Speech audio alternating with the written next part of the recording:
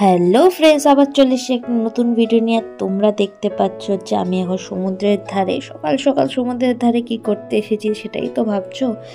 দেখতে চলো। আজ আমরা সমুদ্রের ধারে এসেছিলাম মাছ কিনতে।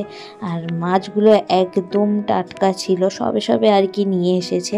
আর এখানে তোমাদের সাথে শেয়ার করব, একটা সাপ ধরা পড়েছিল।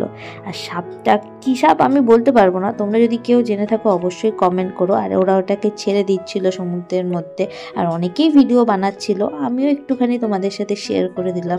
আর সকালের ওয়েদারটা তো মারাত্মকই ছিল, না ছিল অতিরিক্ত ঠান্ডা, না ছিল অতিরিক্ত গরম। আমার তো ওখানে গিয়ে বেশ গরমই লাগছিল।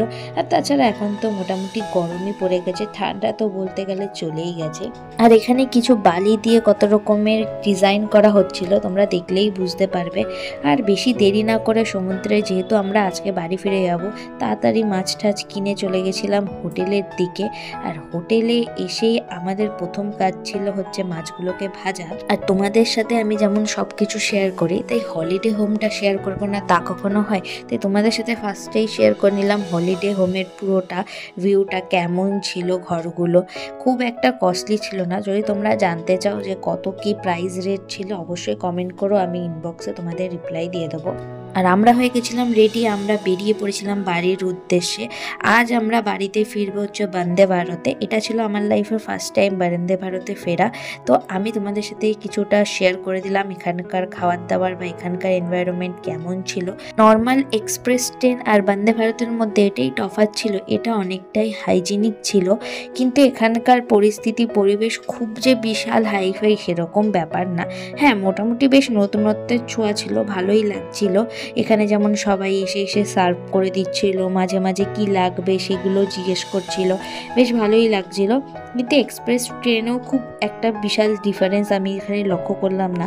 এটা আমার ওপিনিয়ন, জানি না কার কি ওপিনিয়ন। আর এইটাতে বসে যাওয়া যায়, আর নর্মাল এক্সপ্রেস ট্রেনটাগুলোতে তোমরা শুয়ে যেতে পারবে। আর তোমাদের সাথে তো আমি বন্দে ভারতের প্রত্যেকটা জায়গায় শেয়ার করে দিয়েছি, তোমরা এই ভিডিওতে দেখতেই পারবে।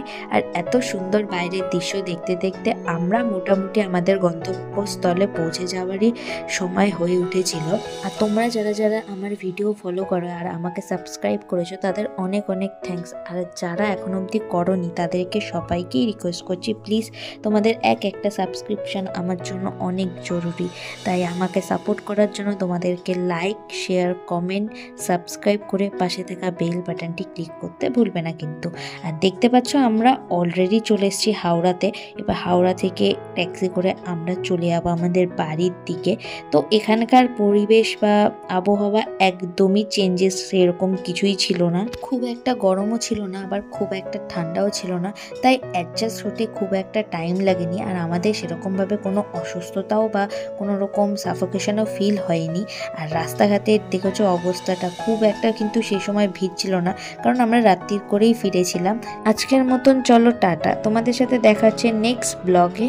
Keep watching everyone.